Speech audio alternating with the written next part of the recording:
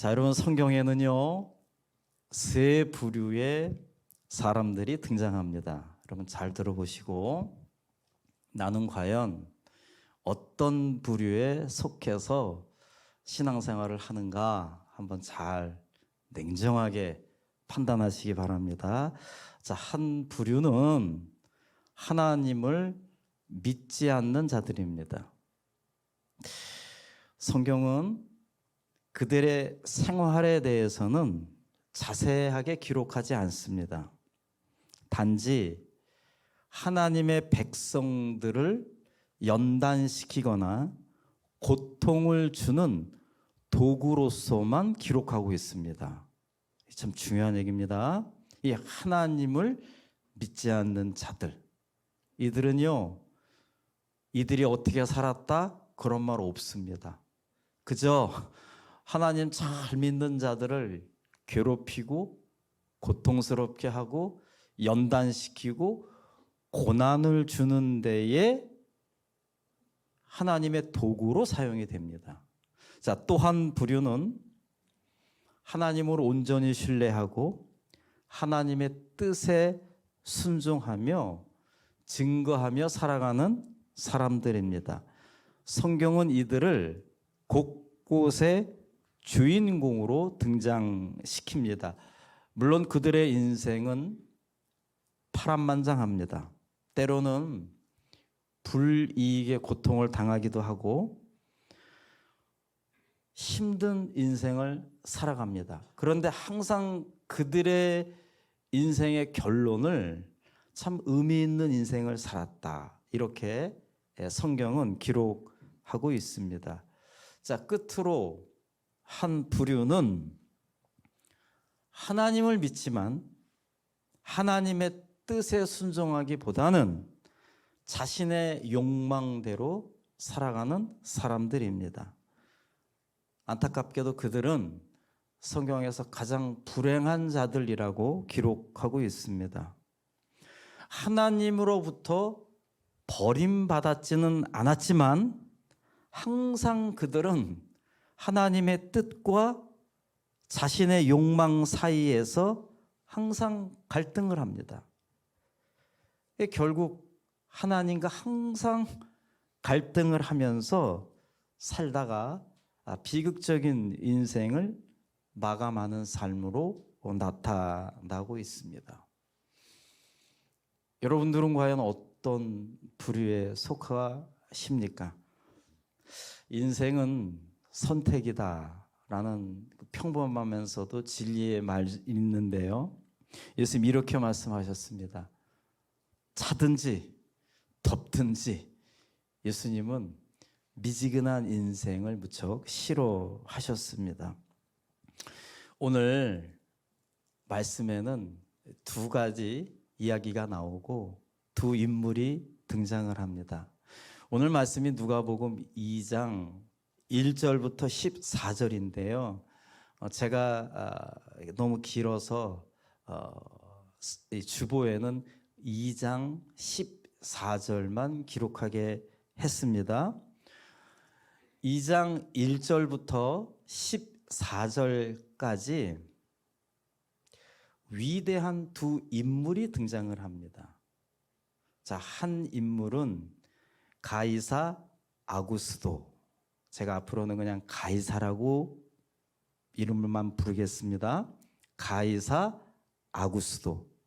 다른 한 인물은 여러분들이 잘 알고 계시는 예수 그리스도입니다. 가이사, 대로마 제국의 황제였습니다. 초대 황제입니다.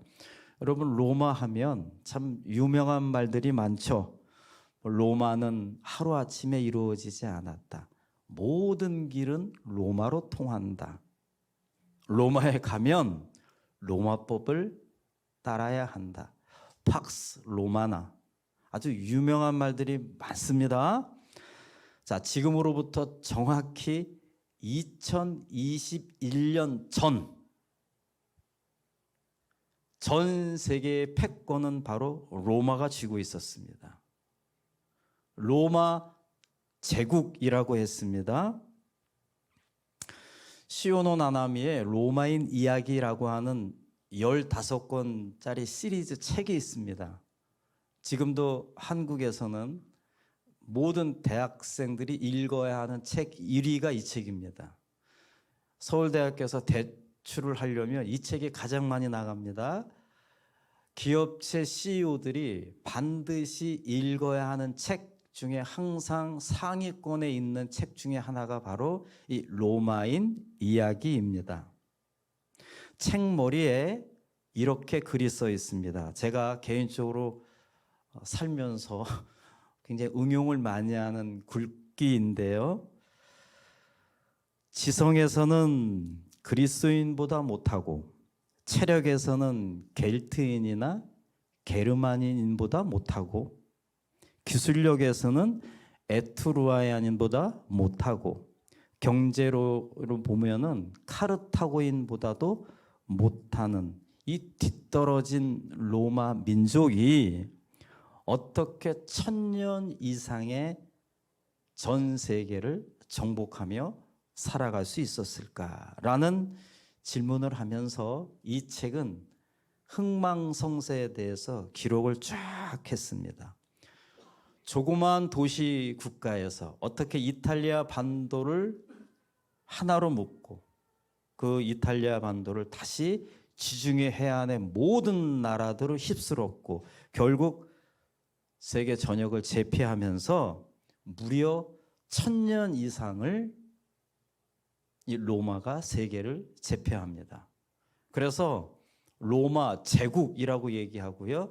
그 로마 제국의 최고 높은 사람을 황제라고 칭호를 그들이 한 것입니다. 누가 뭐 토달지를 못하기 때문에. 자, 어떻게 이들이 이렇게 되었는가?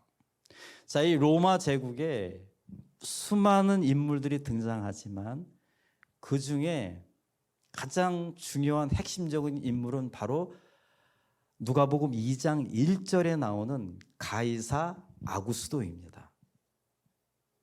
초대 로마의 황제입니다. 이 팍스 로마다.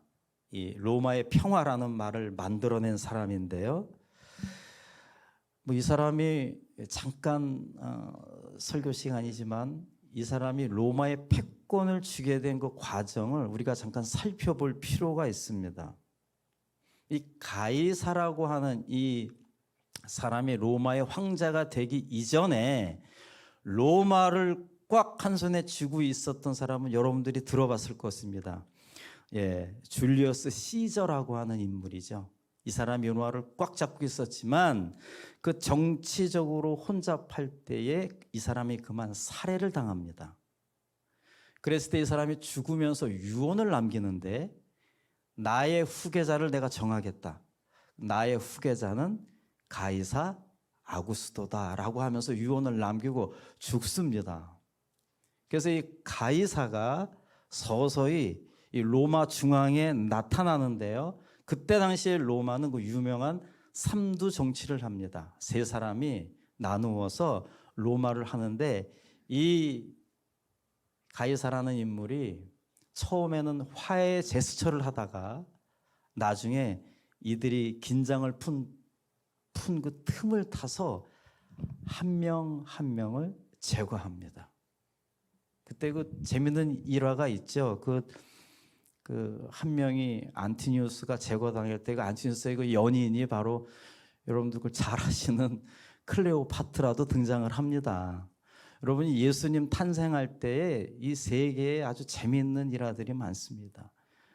그 가이사에게 몰려서 해전에서 죽을 때 자살을 하게 되는데 그때 당시에 이 자살한 사람 옆에 클레오파트라도 연인으로 있다가 이 여자도 그때 자살을 하죠. 이렇게 유명한 말이 있죠. 클레오파트라의 코가 좀 낮았으면 역사가 좀 바뀌었을 것이라고. 그때 뭐 세계 최고의 로마에서 일어났던 정치적인 이야기니까요. 어쨌든 그러한 모든 것들을 다 하나하나 제거하고 이 가이사 아구스토가 예수님이 태어날 당시에 로마의 황제가 됩니다. 그리고 그는 자신의 그 권력을 유지하기 위해서 인구 조사를 합니다. 여러분 나중에 집에 가셔서 꼭 오늘 본문이 있는 누가복음 2장을 꼭 읽어보세요. 제가 2장을 지금 이야기로 풀어서 하는 겁니다. 예수님이 어디서 태어났습니까? 예수님이 여관에서 태어났습니까? 호텔에서 태어났습니까? 마구간에서 태어났습니까? 마구간에서 태어났어요. 가끔 그런 생각 안 드세요? 왜 우리 예수님은 하나님이 이 땅에 오시는데 왜 마구간에서 태어나셨을까? 그 말 그대로 동물이 태어나는 그곳에서 예수님 탄생하셨습니다. 역사는 절대로 우연이 되지 않습니다. 이 가이사가 황제가 되었고 자신의 권력을 유지하기 위해서 한 것이 바로 호구조사, 인구조사입니다. 지금은 가가호호 방문하면서 인구조사를 하지만 그때의 인구조사 방법은 모든 사람들이 다 자기의 고향으로 가야만 했습니다. 이렇게 예수님의 아버지 요셉과 예수님의 어머니 마리아도 인구조사를 받기 위해서 자신의 고향인 베들레헴에 가는 것입니다. 그게 지금 누가복음 2장 1절에 쭉 나오는 얘기입니다. 모든 곳곳에 외지에서 살던 사람들이 베들레헴의 인구조사를 받기 위해서 다 오다 보니 여관이 방이 있을까요? 없을까요? 없던 거예요. 다 그냥 꽉꽉 찼어요. 그래서 잠은 자야 되겠고 마리아는 지금 임신을 한 상태고 그래서 어쩔 수 없이 사정사정해서 비가 내리지 않는 마구간을 얻어서 그곳에서 잠을 청하다가 우리 예수님이 이 마구간에서 태어나게 된 것입니다. 우연히 마구간에서 태어난 게 아닙니다. 여러분 꼭 기억하세요.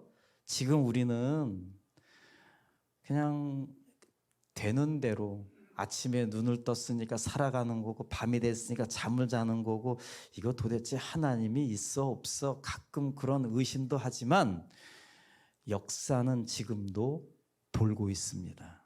아주 천천히 돌고 있습니다. 우리가 무지해서 우리가 깨닫지 못해서 모르는 거지 지금 이 시간에도 역사는 돌고 있고 하나님은 개입하고 있습니다. 가이사가 황제가 되고 인구조사를 하니 어쩔 수 없이 요셉과 마리아는 어디로 가요? 베들레헴으로 가게 되는 겁니다. 그곳에서 태어나게 됩니다. 놀라운 것은 베들레헴에서 아기 예수가 탄생할 것이다 라고 하는 것을 구약의 미가 선지자는 700년 전에 예언을 합니다. 그게 지금 이루어지는 거예요. 그 예수님이 태어났습니다. 여러분들이 잘 알다시피 모든 사람들은 무관심했지만 저 동방박사 세 사람이 와서 경배를 드리죠. 그 이전에 이 동방박사들이 만난 사람이 그때 당시에 그 베들레헴 지역을 통치했던 헤롯 왕을 만나게 되죠. 너희들 왜 왔냐 그랬을 때 여기에 아기 왕이 태어납니다. 이 말을 들은 헤롯 왕이, 제가 나중에 한번 헤롯 왕에 대해서 말씀드리겠지만 이 사람은 완전히 이 권력 유혹에 정말 정신 나간 사람이기 때문에 왕이 태어났다라는 그 소리에 이 사람이 그냥 획가닥해가지고 그때 당시에 베들레헴 지역에서 태어난 모든 사내 아이 2살짜리 아이들은 다 죽이게 됩니다. 정말로 자기를 위협하는 왕이 태어날다 싶어가지고 그 어려움 속에서 그 환경 속에서 우리 아기 예수님이 탄생하신 것입니다. 그리고 건강하게 자라게 되는 거죠.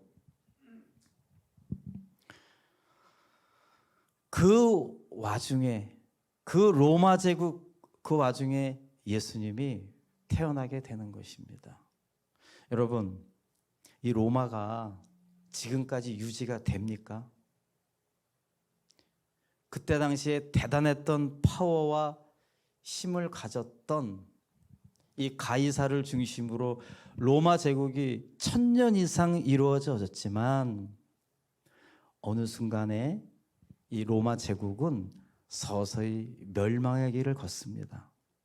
고인물이 썩듯이 정부 관료들이 다 부패하고 군대는 점점 약해지고 자기네들이 어떻게 할 수 없는 자연재해를 통해서 식량이 없고 그래서 이 로마는요 어느 한순간에 완전히 무너지게 됩니다. 그 무너지는 과정 속에서 예수님도 그 안에 속해 있는 것입니다. 여러분, 영원히 멸망하지 않을 것 같은 이 로마가 어느 순간에 멸망을 합니다. 우리는 그 안에서 귀중한 메시지를 하나 얻을 수 있습니다. 우리는 지금 이 시대는요, 로마가 전 세계를 패권을 잡고 자기 마음대로 향락을 누리며 살았던 그 시대와 지금 우리가 살고 있는 시대는 그렇게 크게 다르지 않습니다. 반복하지만 역사는 계속 반복됩니다. 지금은요, 스마트폰 하나로 모든 것이 다 되는 세상입니다.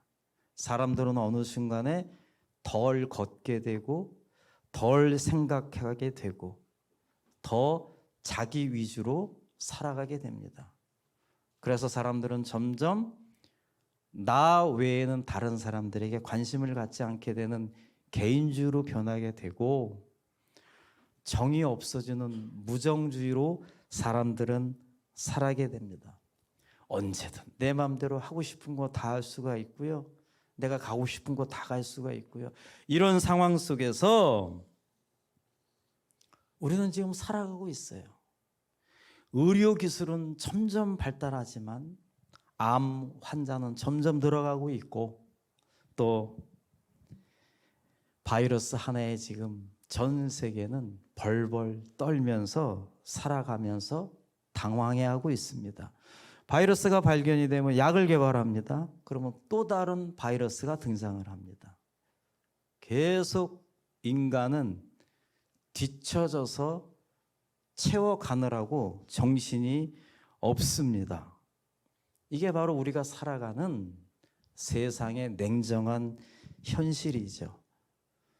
자, 이 이야기의 결론은 과연 우리들이 살고 있는 이 세상에 진정한 평화가 있느냐 이것입니다. 제가 로마 제국의 역사를 간단하게 쭉 열거 했지만 그들도 역시 영원하지 않습니다. 사람들에게 영원한 평화를 못 주고 영원한 안식을 누리지 못합니다. 그 가이사라고 하는 황제도 다 자기의 권력을 유지하기 위해서 인구조사를 하고 세금을 매기게 하고 사람들은 그 세금 내는 걸로 고통스러워하고 괴로워하다가 여기저기 분란이 일어나고 그 나라는 결국 망하게 된다라고 하는 것입니다.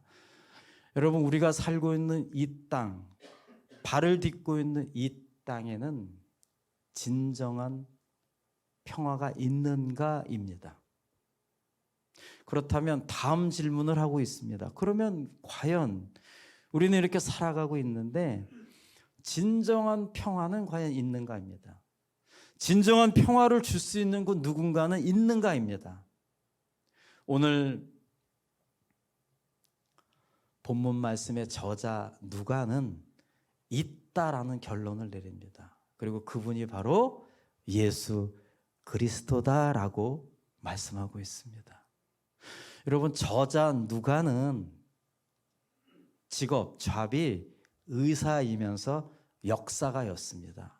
이 사람은 누가복음을 쓰면서 치밀하게 예수님이 등장할 때 가이사 아구스토라고 하는 황제를 등장시키면서 아주 지혜롭게 이 가이사와 예수님을 비교를 하게 만듭니다.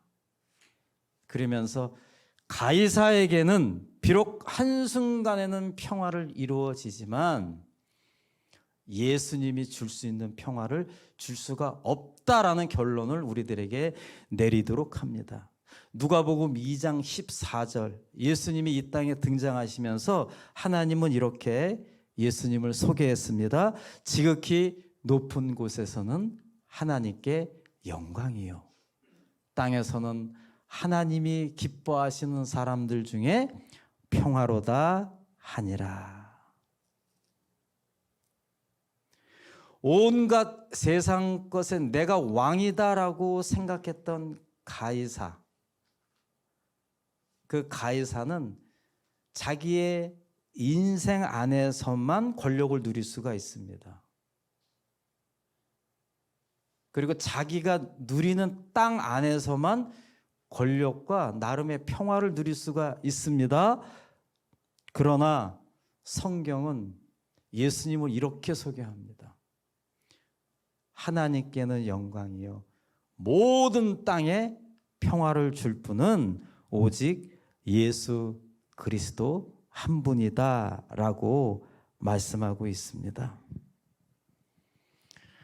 세상을 대표하는 가이사 아구스도, 하늘나라를 대표하는 예수 그리스도.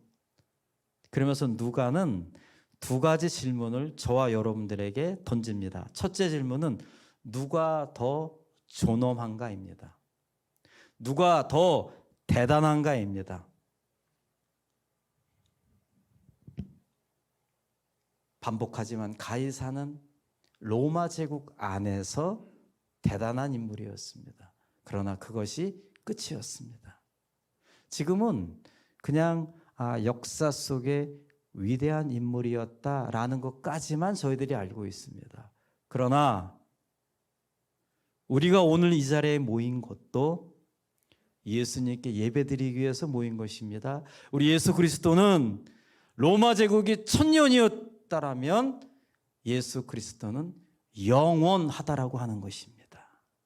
지금 이 시간에도 같은 시간에 전 세계의 수많은 사람들이 예수 그리스도의 이름으로 무릎을 꿇고 있고, 예수 그리스도의 이름으로 기도를 하고 있고, 예수 그리스도를 찬양하고 있고, 예수 그리스도의 이름에 소망을 품고 살아가고 있다라고 하는 것입니다.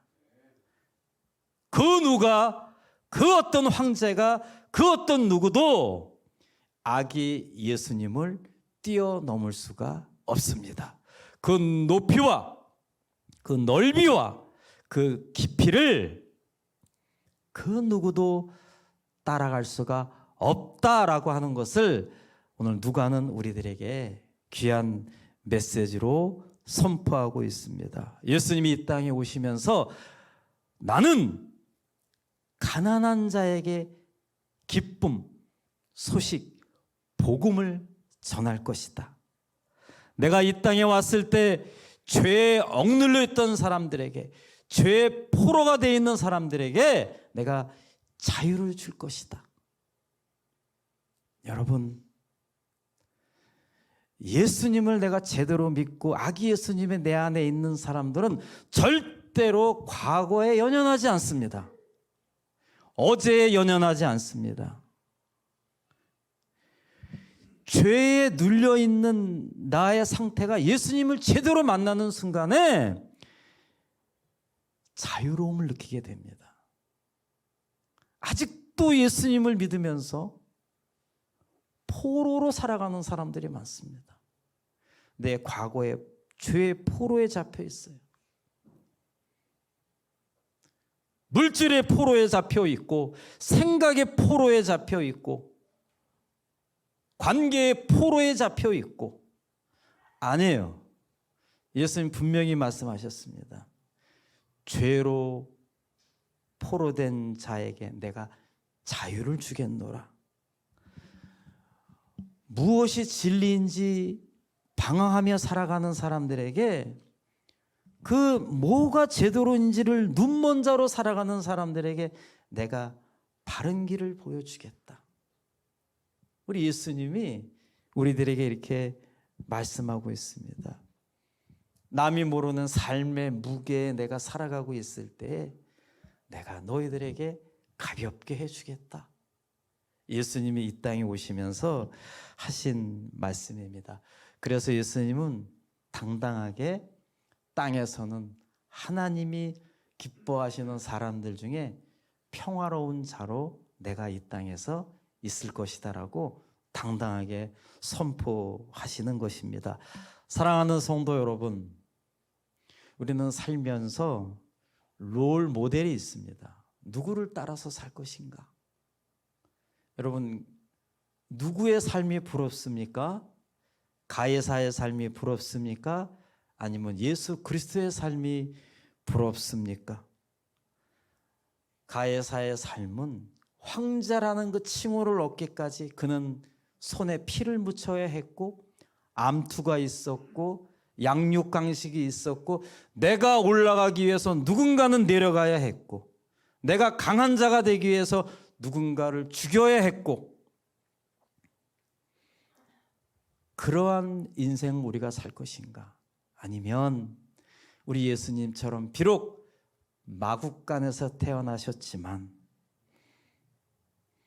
수많은 사람들이 나의 주 나의 주라고 고백하면서 내 인생을 예수님께 맡기겠습니다, 이렇게 수많은 사람들이, 수억의 사람들이 고백하는 그러한 인생을 여러분들이 사시겠습니까? 여러분들은 선택하셔야 됩니다. 한 발은 가이사, 한 발은 예수님. 그 미지근한 인생을 예수님은 가장 싫어한다 그랬습니다. 예수님 이렇게 말씀하셨어요. 집을 지을 때 모래 위에다가 집을 지으면 여러분 거기다가 금으로 지은들, 세계에서 최고로 지은 좋은 자재로 지은들 내 밑바탕이 모래인데 그게 무슨 의미가 있습니까? 조금만 바람이 불면 휙휙 넘어지는 거죠. 예수님 그렇게 말씀하셨어요. 반석 위에 너의 집을 지어라. 그 반석이 누구예요? 예수 그리스도입니다. 예수 그리스도 위에 너의 집을 지을 때 그 자재가 비록 약하지만 반석이 튼튼하기 때문에 어떤 비바람이 와도 끄떡이 없다고 우리 예수님이 우리들에게 말씀해 주셨습니다. 한 번 사는 인생, 여러분 누구에게 올인하시겠습니까? 가이사입니까? 아니면 예수 그리스도입니까? 우리 성탄절을 맞이해서 나의 인생은 가이사의 삶이 아니라 예수 그리스도의 삶을 따라가겠노라고 그렇게 고백하며 또 그러한 삶을 실제 삶의 현장에서 살아가시는 저와 여러분 되시기를 간절히 축원하겠습니다. 예, 기도하시겠습니다.